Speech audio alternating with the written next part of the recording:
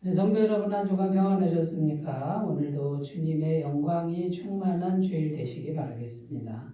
다 같이 묵상기도 드리심으로 4월 넷째 주일 예배를 시작하겠습니다. 기도합니다.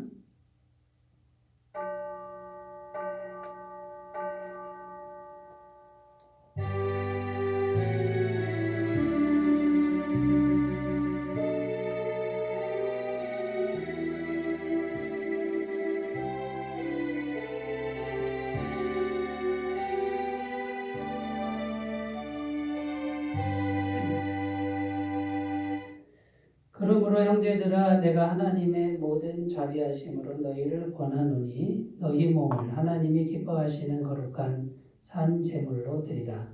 이는 너희가 드릴 영적 예배니라. 아멘. 세세무궁토록 홀로 영광을 받으시기에 합당하신 하나님 아버지, 주님께서 복 주시기 위하여 구별하신 거룩한 주일 아침에 세상의 온갖 분주한 일들을 뒤로하고 저희가 겸손하고 깨끗한 마음으로 성전을 찾았습니다. 성삼위 하나님께 영광을 돌리며 예배하는 이 시간, 주님께서 펼쳐주신 안전한 날개 밑으로 저희를 모아주시고 보호하여 주옵소서. 피곤한 육체의 안식을 주시고 상처난 영혼의 하늘 평안을 더하여 주셔서 천국의 기쁨을 누리는 복된 예배가 되게 하여 주옵소서. 예수님의 이름으로 기원하옵나이다. 아멘. 다 같이 찬송가 15장을 함께 부르겠습니다.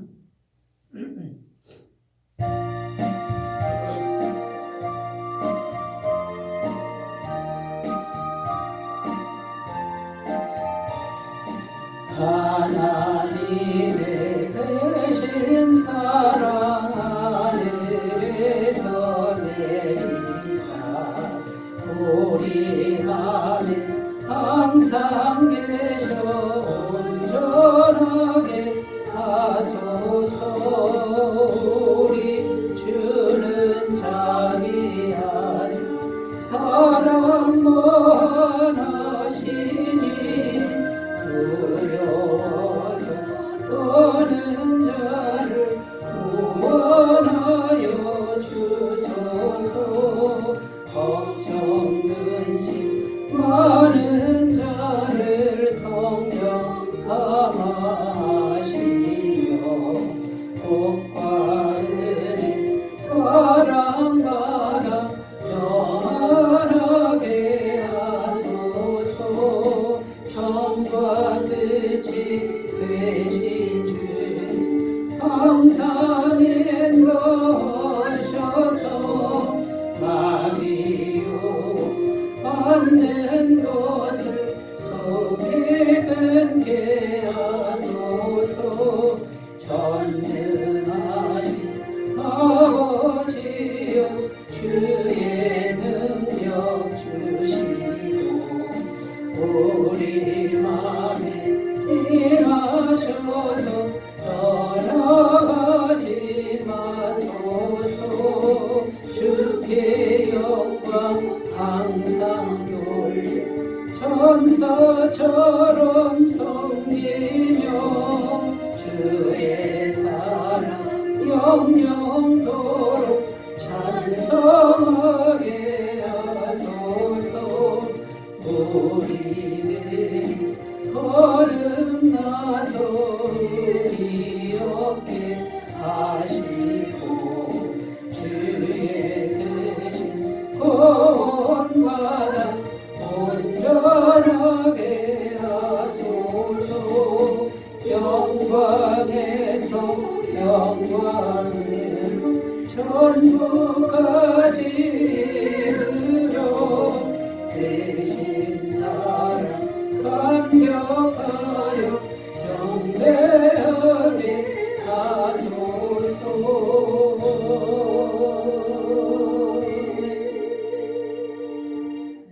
사도신경으로 신앙 고백 드립니다. 나는 전능하신 아버지 하나님, 천지의 창조주를 믿습니다. 나는 그의 유일하신 아들, 우리 주 예수 그리스도를 믿습니다. 그는 성령으로 잉태되어 동정녀 마리아에게서 나시고 본디오 빌라도에게 고난을 받아 십자가에 못 박혀 죽으시고 장사된 지 사흘 만에 죽은 자 가운데서 다시 살아나셨으며 하늘에 오르시어 전능하신 아버지 하나님 우편에 앉아 계시다가 거기로부터 살아있는 자와 죽은 자를 심판하러 오십니다.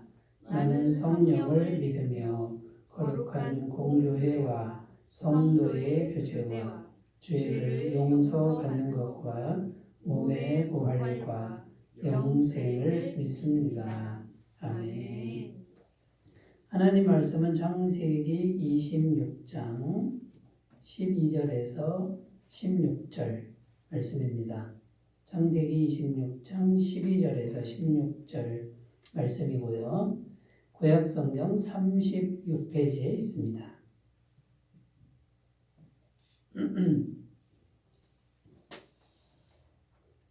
하나님 말씀을 제가 봉독해 드리겠습니다. 이삭이 그 땅에서 농사하여 그 해에 100배나 얻었고 여호와께서 복을 주심으로 그 사람이 창대하고 왕성하여 마침내 거부가 되어 양과 소가 떼를 이루고 종이 심이 많음으로 블레셋 사람이 그를 시기하여 그 아버지 아브라함 때에 그 아버지의 종들이 판 모든 우물을 막고 흙으로 메웠더라.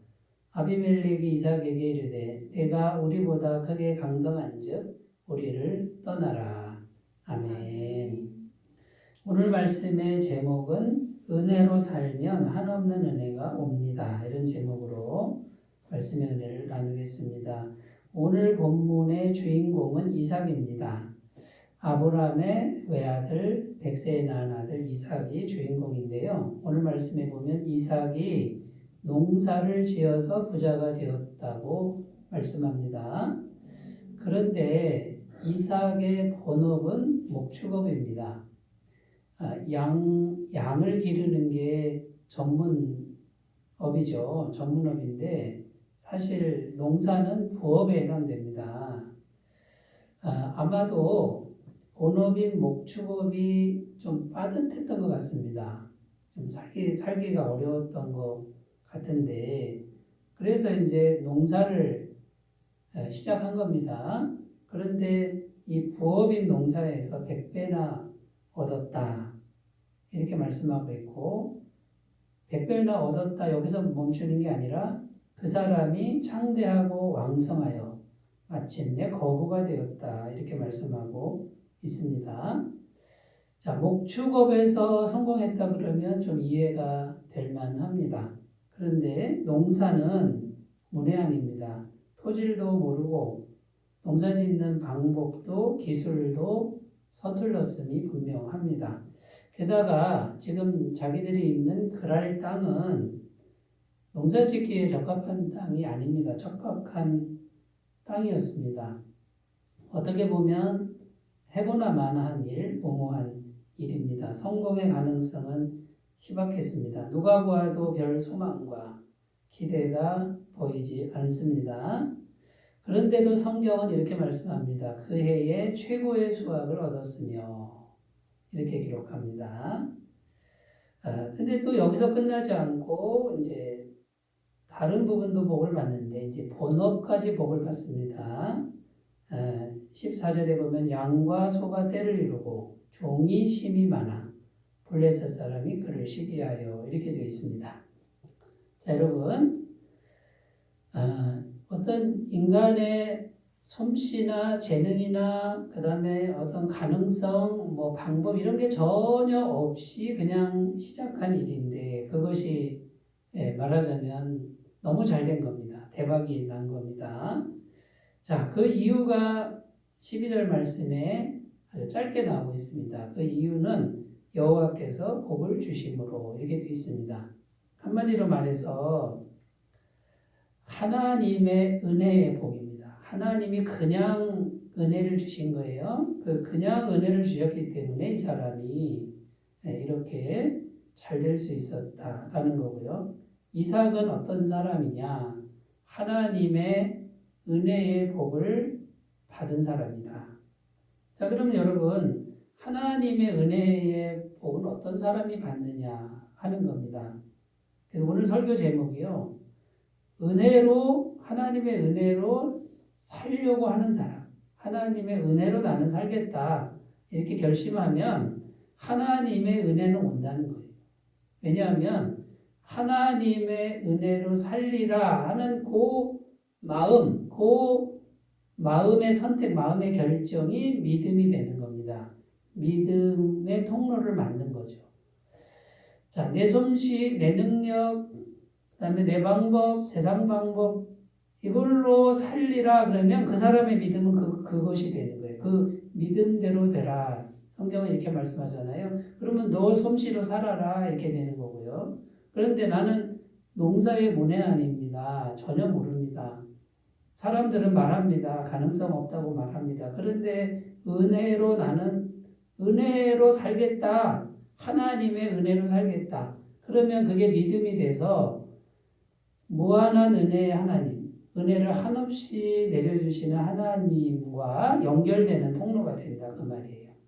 여러분, 그래서 이삭이 자기 솜씨가 아니고요. 자기 능력이 아닌 은혜로 사는 사람의 대표적 인물이 되는 것이다 라는 겁니다.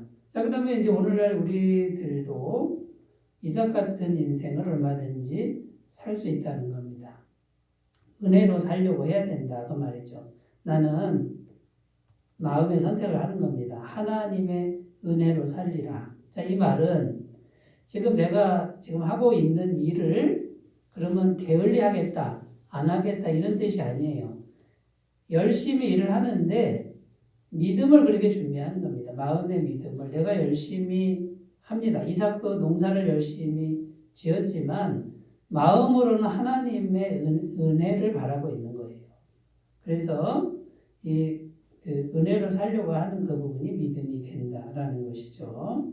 자, 그러면 하나님의 은혜의 복으로 사는 사람, 이 사람은 구체적으로 어떤 사람인지를 이제 살펴보겠습니다. 첫 번째는 한없는 은혜, 곧 하나님의 한없는 은혜가 항상 있다는 걸 믿는 사람이다라는 겁니다. 오늘 말씀 12절 13절 있습니다. 이삭이 그 땅에서 농사하여 그의 100배나 얻었고 여호와께서 복을 주심으로 그 사람이 장대하고 왕성하여 마침내 거부가 되어. 자, 이삭이 앞에서 살펴본 것처럼 농사에서 거부가 되었다는 말씀인데 이유는 간단합니다. 여호와께서 복을 주셨다라는 겁니다. 자, 이삭은 어떤 사람으로 성경에 나옵니까? 특별한 특징이 없어 보이는 사람입니다. 아브라함은 어떻습니까? 아브라함은 특징이 뭡니까? 믿음의 조상. 대단한 믿음 아닙니까? 100살에 낳은 아들을 하나님께 헌신한 엄청난 믿음의 사람이죠. 야곱은 또 어떻습니까? 야곱은요, 악장 같은 사람이에요. 정말 뭐든지 열심히 해가지고 어떻게든 자기 걸 만드는 아주 치열하고 악작 같은 그런 인물로 나옵니다. 근데 이삭은 특징이 없어요. 특징이. 그냥 술에 술 타듯 물에 물 타듯 그냥 뭐 이렇게 뭐 열심도 없는 것 같고요. 뭐 믿음도 그냥 뭐 이렇게 강한 것 같지 않은데 성경은 여호와의 복이 임하는 사람이다 이렇게 말합니다. 그것으로 충분했고 넉넉했고 풍요로웠다라는 거예요. 자, 이삭의 인간적 솜씨, 능력 전혀 없고요. 그걸 사용할 의사도 없습니다. 농사 기술도 없었고 열정도 그다지 없었습니다. 그렇다면 이삭은 무엇을 한 것일까요? 이삭이 한 거는 그저 하나님의 은혜만 바랐다라는 겁니다. 이게 비밀입니다. 자, 여러분, 은혜만 바라니 한없는 은혜가 왔습니다. 그 한없는 은혜는 하나님의 은혜인데요. 이 하나님의 은혜는 영원부터 영원까지 동일하게 내리는 은혜입니다. 그런데 그 은혜가 있음을 알고 바라니 그 알고 바라는 그것이 믿음이 돼서 통로가 돼서 그 은혜가 이삭에게 연결이 된 겁니다. 우리가 읽고 있는 신구약 성경의 내용을 보면 하나님의 무한한 은혜에 대해서 너무나도 가득 들어 있습니다. 구약 성경에 보면 하나님의 은혜는요, 애굽에서 430년 종살이하던 이스라엘 백성을 10가지 기적으로 재앙으로 건져냅니다. 하나님의 엄청난 은혜입니다. 하나님의 은혜는 이스라엘 백성 200만 명이 넘는 백성을 홍해 바다를 갈라서 육지처럼 건너게 하셨다. 하나님의 은혜입니다. 무한한 은혜. 광야에 갔는데 광야에서 200만 명이 넘는 사람들을 40년 동안 매일 아침에 만나를 먹이시고 저녁에는 메추라기 고기로 배불리셨다고 증언합니다. 하나님의 한없는 은혜입니다. 200만 명이 넘고 가축도 있는 그 사람들이 물이 떨어졌을 때 반석에서 생수를 내는데 끊임없이 먹는 거예요. 끊임없이. 그 엄청나게 많은 생수를 사막에서 내주셨습니다. 하나님의 한없는 은혜입니다. 신약 성경에도 이 하나님의 한없는 은혜를 계속 노래하고 있습니다. 나면서부터 안진병이 된 사람이 일어났다는 거예요. 잘한 게 없는데 하나님의 한없는 은혜. 태어날 때부터 소경인 사람이 눈이 떠졌다는 거예요. 하나님의 한없는 은혜. 소경이 잘한 게 아무것도 없는데 오직 믿음 하나로 귀 먹은 자가 귀가 열리고 들리게 되었습니다. 심지어는 죽은 자까지도 이미 죽었는데 죽은 지 나흘이 됐는데도 하나님의 무한한 은혜가 영생의 생명을 불어넣어서 살렸다는 거예요. 하나님의 한없는 은혜. 성경은 하나님의 무한하고 한없는 은혜를 계속 말씀하고 있습니다. 여러분, 우리가 믿고 있는 복음의 내용은 무엇입니까? 복음. 주님의 한없는 은혜를 받아들이라는 거예요. 우리가 뼛속 깊이 죄인인데 그 죄의 값, 너무나도 많은 그 죄의 값을 하나님이 사람이 되셔서 오셔가지고 십자가에 죽으심으로 그 죄값을 영원히 완벽하게 다 지불해 놓으셨다. 그걸 믿기만 하면 된다. 이게 은혜로, 믿음을 통해 은혜로 받기만 하면 된다. 이게 복음 아닙니까? 요한복음 1장 12절 영접하는 자 곧 그 이름을 믿는 자들에게는 하나님의 자녀가 되는 권세를 주셨으니 예수님을 영접하기만 하면 나 같은 죄인이 신분이 바뀐다는 거예요. 하나님의 자녀 권세자가 된다는 거예요. 하나님의 권세고 하나님의 모든 걸 받을 수 있는 상속자가 된다는 거예요. 잘한 게 없는데 그냥 믿음으로 예수님을 영접하기만 하면 하나님의 권세, 하나님의 모든 걸 받는 상속자, 이보다 더 큰 은혜가 어디 있습니까? 자, 여러분, 은혜로 살려고 하는 분들의 첫 번째 특징은 내가 은혜로 살려고 마음을 딱 먹으면 하나님의 한없는 은혜는 공급이 된다. 이걸 믿는 거예요. 자, 그러면 은혜를 바라는 사람, 한없는 은혜를 바라고 있다고 믿는 사람 특징은 뭐냐면 첫 번째는 자기 공로가 없습니다. 자기 공로가 없어요. 자기가 한 게 없는 거예요. 자기 자랑이 없어요. 왜 그러냐면 전부 은혜이기 때문에. 은혜를 믿으니까 자기 자랑이 없는 거예요. 자기가 한 게 없는 거예요.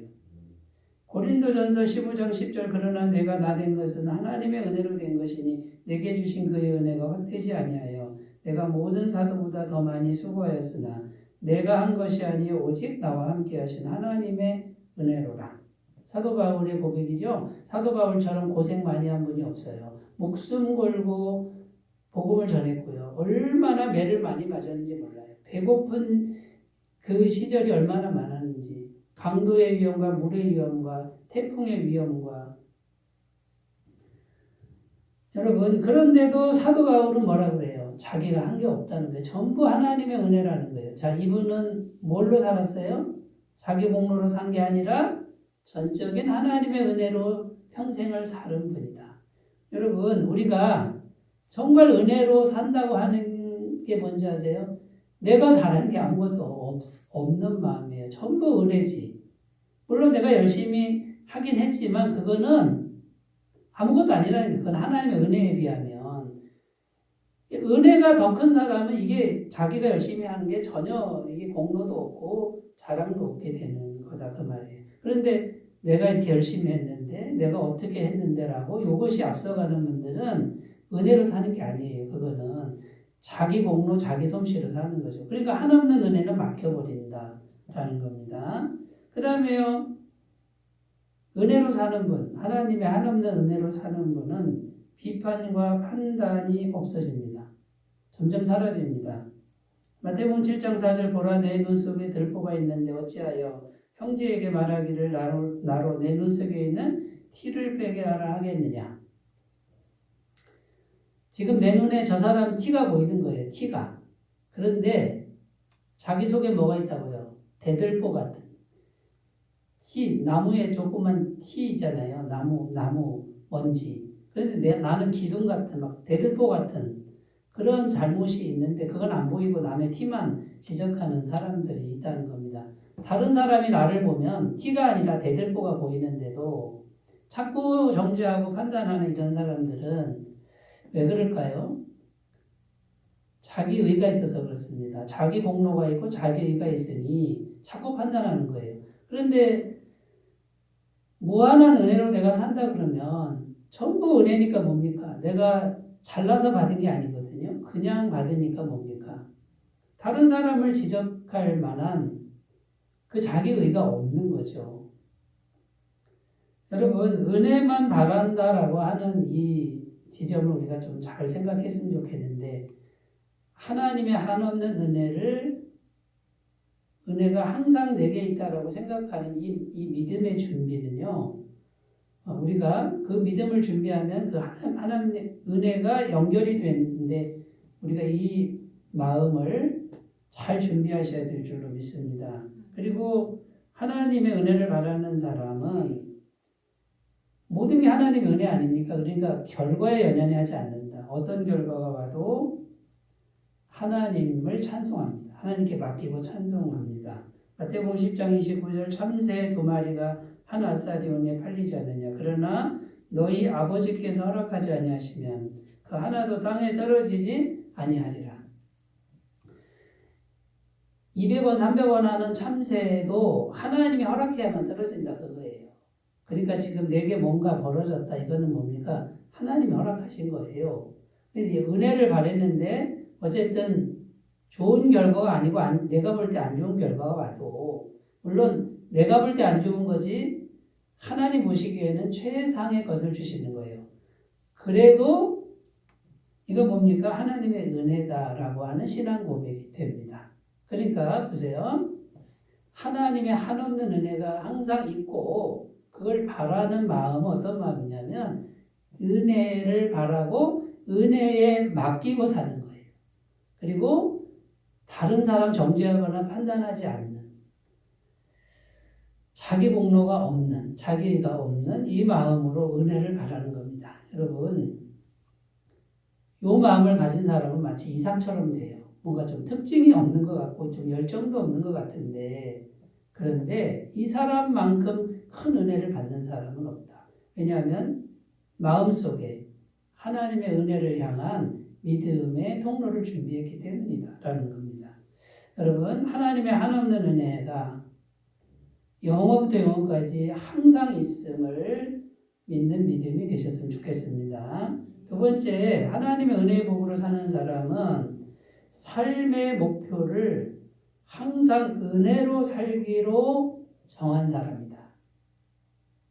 16절 17절 읽겠습니다. 아비멜렉이 이삭에게 이르되 내가 우리보다 크게 강성한즉 우리를 떠나라. 이삭이 그곳을 떠나 그랄 골짜기에 장막을 치고 거기 거류하며. 자, 어떤 내용입니까? 이삭이 부자가 되니까 그 블레셋 사람들이 와가지고 시기하는 거예요. 그리고 막 다투는 거예요. 그리고 이삭이 파놓은 우물을 그냥 흙으로 메워버리고 못쓰게 만들고 결국은 아비멜렉 왕이 와서 너 여기서 나가. 우리 땅이야 나가. 이렇게 하는 거예요. 쫓겨난 거죠. 그런데 이삭이 어떻게 했습니까? 나가라 그러니까 조용히 나갔습니다. 그랄 골짜기로 갔다 그러는데 산골짜기로 밀려난 겁니다. 평지에서 농사 짓다가 산골짜기로 밀려난 겁니다. 만약에 그때 당시에 싸웠으면 전쟁이 나고 결국 이제 목숨을 걸어야 되는 상황이 발생합니다. 근데 골짜기로 밀려났습니다. 참 마음이 힘들었겠지요. 그런데 15절에 보면 거기서도 샘을 팠는데 우물을 팠는데 또 물이 콸콸콸 나오는 거예요. 19절 읽으면 이삭의 종들이 골짜기를 파서 샘 근원을 얻었더니. 자, 쫓겨난 것도 서러운데 또 샘 파는 게 쉬운 일이 아닌데 굉장히 어려운데 어쨌든 물이 나왔어요. 그런데 세상에 이 사람들이 또 쫓아오는 거예요. 거기서도 또 싸움이 발생했습니다. 우리 같으면 내가 한 번은 참는데 두 번은 못 참는다 하고 아마 목숨 걸고 싸웠을지 모릅니다. 그런데 이삭은 또 조용히 물러납니다. 물러나면 안 될 것 같은데 또 가는데 또 샘이 또 터집니다. 르호봇까지 갑니다. 르호봇에 가서 거기는 이제 점점 밀려나니까 이제 점점 확장되는 거죠. 거기서 또 샘을 얻습니다. 자, 여러분 보십시오. 자, 이게 뭘 말씀하시는 겁니까? 이삭은 부자가 목표가 아니었다는 겁니다. 부자가 되는 게 목표가 아니고 만약에 이삭이 부자가 되는 게 목표였다면 아마 생사를 보고 싸웠을 겁니다. 왜?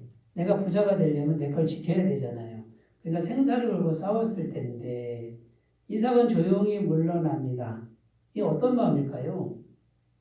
이삭은 계속 뭐만 바라고 있냐면 부자가 되는 게 목표가 아니라 그냥 하나님의 은혜를 바라고 물러나는 거예요. 그러니까 이삭의 삶의 태도는 뭐냐면 항상 은혜를 믿고 물러나는 거예요. 내가 지금 여기서 쫓겨나도 은혜가 있다. 이 은혜를 품고 밀려나는 거예요. 그러니까 가는 곳마다 은혜가 쏟아지는 거예요. 샘을 통해서 쏟아지는 거예요. 자, 은혜 받아서 부자가 되자. 이게 아니라는 거예요. 하나님 은혜 받아서 부자가 되자. 그러면 부자가 목표가 되는 거죠. 이삭의 마음은 그게 아니고 부자가 되어도 항상 은혜를 구하며 살자. 그러니까 이삭은 뭡니까? 부자가 삶의 목표가 되는 게 아니라 은혜가 삶의 목표가 되는 거예요. 여러분, 부자가 되면 모든 것이 행복할까요? 그렇지 않습니다. 부자가 되면 부자에게만 오는 문제와 시험이 또 있습니다. 가난한 사람은 모르는 더 큰 문제와 시험이 있습니다. 천석군은 1000가지 고민이 있고 만석군 10,000가지 고민이 있다고 그러잖아요. 여러분, 가난한 사람도 문제와 시험이 있지만 부자도 문제와 시험이 있어요. 그러면 가난한 사람이든 부자이든 둘 다 필요한 게 뭐냐? 하나님의 은혜라는 거예요. 은혜가 있으면 되는 거예요.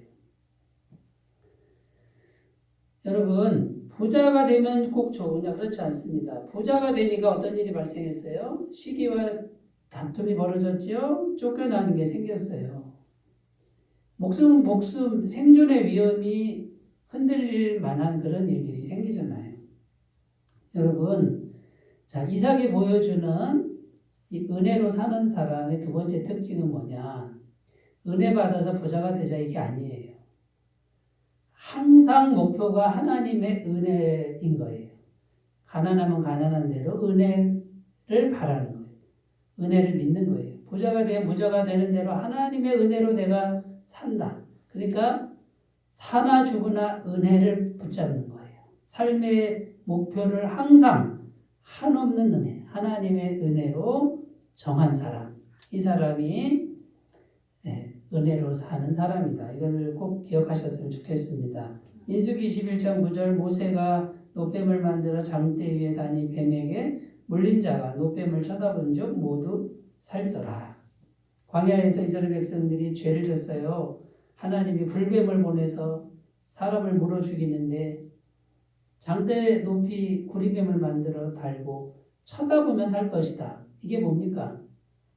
은혜를 바라며 산다 이거예요. 은혜를 바라며. 어떤 일이 생겨도 고개를 들어서 하나님의 은혜, 그냥 주시는 은혜를 바라보기만 하면은 산다. 하나님의 은혜가 온다 그 말이에요. 디모데후서 6장 9절입니다. 부활이 하는 자들은 시험과 올무와 여러 가지 어리석고 해로운 욕심에 떨어지나니 그 사람으로 파멸과 멸망에 빠지게 하는 것이라. 여러분, 부활이 하는 자들, 결국 내가 부자가 되겠다라고 마음에 인생 목표를 정한 사람은 시험과 올무와 여러 가지 해로운 욕심에 떨어지고 파멸과 멸망에 빠진다. 여러분, 마음의 목표가 부자잖아요. 그러면 은혜와 단절이 됩니다. 하나님 은혜와 단절이 돼요. 마음의 믿음을 그렇게 설정한 거잖아요. 그런데 부자가 돼도 은혜고 가난해도 은혜면 무한하신 은혜와 연결된, 항상 연결되는 믿음이 된다라는 거. 여러분, 비가 오나 눈이 오나 하나님의 은혜가 목표가 되는, 살아있으나 죽으나 하나님의 은혜를 마음에 품고 사는 복된 인생 다 되시기 바라겠습니다. 자, 세 번째, 은혜로 사는 사람 어떤 사람일까요? 한없는 은혜를 품고, 한없는 은혜는 하나님의 한없는 은혜죠. 무한한 은혜를 품고 계속 지경을 넓혀가는 사람이다 라는 거예요. 22절 읽습니다. 이삭이 거기서 옮겨 다른 우물을 팠더니 그들이 다투지 아니하였으므로 그 이름을 르호봇이라 하여 이르되 이제는 여호와께서 우리를 위하여 넓게 하셨으니 이 땅에서 우리가 번성하리로다 하였더라. 어떤 내용이냐면요. 은혜를 바라는 이삭이, 항상 은혜를 품고 있는 이삭이 은혜를 품고 움직이니까 가는 곳마다 은혜가 임했고 가는 곳마다 물이 솟아났습니다. 그런데 계속 밀려나죠. 고통스럽게 밀려나는데 가는 곳마다 샘이 터지니까 이 지경이 엄청나게 넓어지는 거예요. 많은 사람이 살 수 있는 지경이 된 거예요. 왜 하나님은 이삭에게 시기와 질투와 고통을 허락하실까요? 은혜를 바라는 이삭, 은혜를 품고 있는 이삭이, 이 사람이 움직이면 움직일수록 생명의 지경이 넓게 되는 거예요. 많은 사람이 살 수 있는 환경이 마련된다 그 말이에요. 여러분, 지금 하나님의 무한한 은혜를 마음의 목표로 정한 우리들, 구원받은 성도들이 해야 할 일이 뭡니까? 바람직한 태도가 뭡니까? 지금 내게 삶의 고통과 문제가 왔습니까? 싸우지 말고 다투지 말고 밀려나라는 거예요. 은혜를 품고 밀려나고 계속 밀려날수록 밀려난다고 망하지 않습니다. 은혜를 품고 밀려날수록 거기 생수가 터지는 걸 믿으셨으면 좋겠어요. 여러분, 좁은 마음으로 싸우지 말고 밀려나셔서 하나님이 샘을 솟게 하든지 하늘에서 내려주는 그 은혜를 맛보시게 될 줄이라 믿습니다. 사도행전 8장 4절 5절 그 흩어진 사람들이 두루다니며 복음의 말씀을 전할세 빌립이 사마리아 성에 내려가 그리스도를 백성에게 전파하니. 이게 무슨 말이냐면 예루살렘 교회가 은혜를 받아가지고 크게 성장했어요. 그런데 막 대대적인 핍박이 일어났습니다. 그래가지고 이 예수 잘 믿는 천사 같은 사람들을 다 흩어버린 거예요. 흩어버리니까 어떻게 이분들 예수님 품은 사람들은 안 싸워요. 사람 미워하지 않습니다. 그래서 그냥 핍박이 오니까 핍박 오는 대로 힘들지만 다 흩어지는 거예요. 근데 흩어지는데 무슨 일이 발생해요? 이 생명의 복음이 전 세계에 퍼지는 역사가 나타났다는 거예요. 여러분, 하나님이 우리에게 고난을 허락하실 때는 아기 다툼하듯이 싸우라고 하는 게 아니에요. 힘든 일을 겪을 때 힘든 일이 밀려나요. 이렇게 밀려나는데 은혜만 품고 있으면 가는 데마다 샘이 솟아요. 더 큰 지경을 주시려는 하나님의 놀라운 섭리인 것을 꼭 믿고 은혜를 바라고 염려하지 말고 더 큰 은혜를 구하시는 귀한 믿음이 되시기 바라겠습니다. 두 번째, 왜 이렇게 고통을 허락하실까요? 우리에게 힘든 일을 허락하시는 이유가 뭐냐면 더 크고 더 넓은 꿈을 계속 꾸면서 확장시켜 나가라는 뜻이 있습니다. 마태복음 8장 13절 예수께서 백부장에게 이르시되 가라 내 믿은 대로 될지어다 하시니 그 즉시 하인이 나으니라. 자, 이 말씀 속에서 우리에게 주시는 말씀은 뭐냐면 꼭 고난이 와서 밀려나는 것만이 아니라 우리가 무한한 은혜이신 하나님의 은혜를 품고 이건 무한한 은혜니까 믿음의 그릇을 점점 확장시켜 나가라는 거예요. 차례대로 이렇게 확장시켜 나가면 그 네가 믿음의 그릇을 준비한 대로 그대로 될지어다라고 주님이 말씀하신다. 또 그대로 이루신다는 약속의 말씀인 줄로 믿습니다. 그 다음에요. 마지막으로 생각할 거는요. 은혜로 사는 사람은 내 힘과 내 열심으로 살리라 하는 마음. 여러분 제가 지금 열심히 살지 말라는 게 아닙니다. 열심히 살고 최선을 다해 삽니다. 근데 마음이 중요해요. 왜냐하면 마음은 하나님과 연결되는 거니까 내가 열심히 사는 것이 공로가 되면 안 돼요. 내가 열심히 살아도 뭡니까? 은혜가 있기 때문에 내가 이렇게 열심히 일할 수 있는 건강과 환경이 주어졌구나. 하나님의 은혜구나. 이러면은 하나님의 무한한 은혜와 연결되는데 내 힘과 내 열심으로 살아야만 된다. 이렇게 되면 내 믿음이 뭡니까? 하나님 은혜가 아니라 내 열심이 돼버리니까 무한한 은혜와는 단절이 된다는 겁니다. 여러분 내 힘과 열심으로 살려고 하는 이 마음의 중심 태도를 은혜로 바꾸시면 좋겠습니다. 시편 127편 1절 여호와께서 집을 세우지 아니하시면 세우는 자의 수고가 헛되며 여호와께서 성을 지키지 아니하시면 파수꾼에 깨어 있음이 헛되도다. 하나님이 하지 않으면 내가 아무리 열심히 해도 안 된다. 하나님의 은혜가 그 무한하신 은혜가 우리 은혜로 살려고 하는 우리 마음을 통로로 해서 임하신다는 거. 여러분 이걸 꼭 기억하시고요. 오직 나는 은혜로만 살리라. 이삭처럼 은혜로만 살리라. 이 삶으로 더 전진해서 나아가시기 바라겠습니다. 기도합니다. 하나님 아버지, 우리가 하나님을 향하여 하나님의 은혜로 살려고만 하면 한없는 무한한 하나님의 은혜가 임하는 것을 꼭 믿고 그대로 잘 마음을 준비하여 살아가도록 도와주옵소서. 예수님의 이름으로 기도드립니다. 아멘. 찬송가 309장을 함께 부르겠습니다.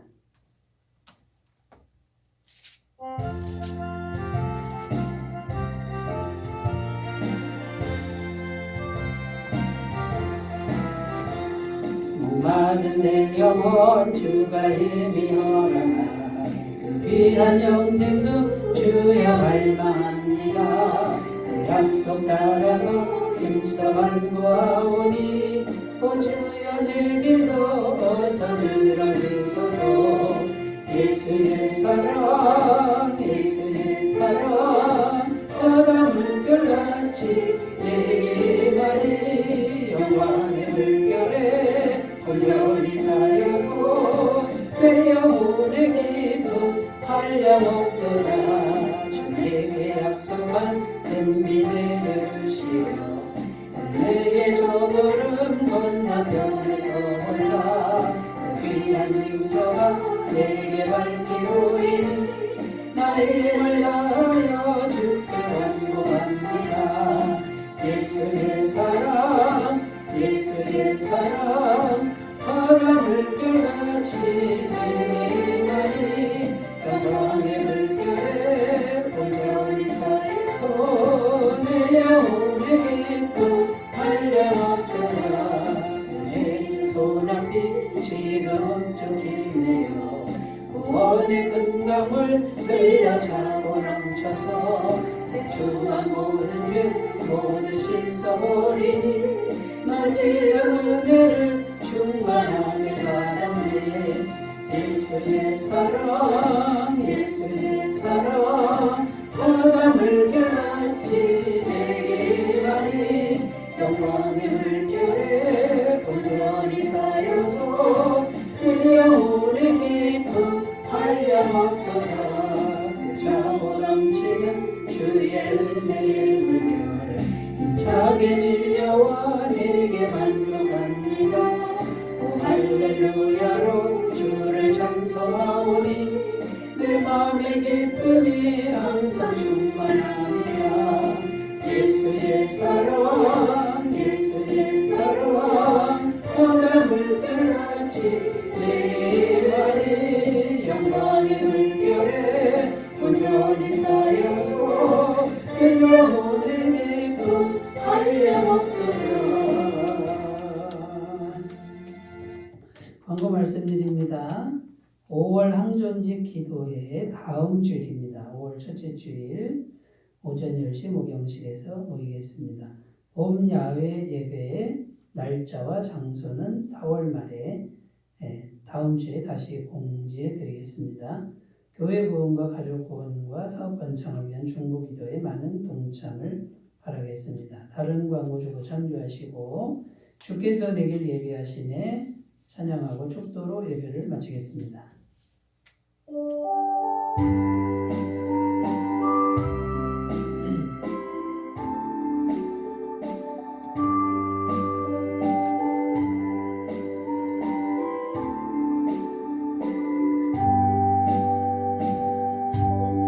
주께서 내길 예비하시네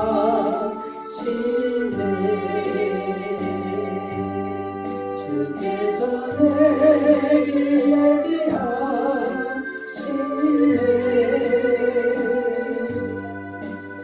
이제 하루하루를 주를 위해 살리라 주께서 내길 예비하시네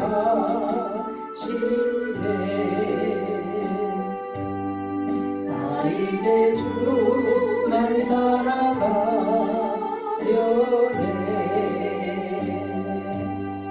나 이제 주만 따라가려네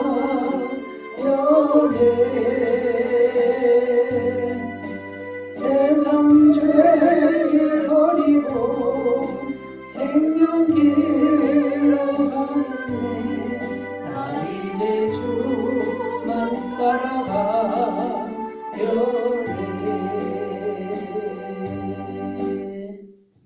이제는 우리 주 예수 그리스도의 은혜와 하나님 아버지의 무한하신 사랑하심과 성령님의 교통하시는 은총이 주일 예배를 드리면서 이제는 한없는 하나님의 은혜로만 살기로 결단하는 주의 모든 백성들의 영원토록 함께 하시기를 간절히 축원하옵나이다. 아멘.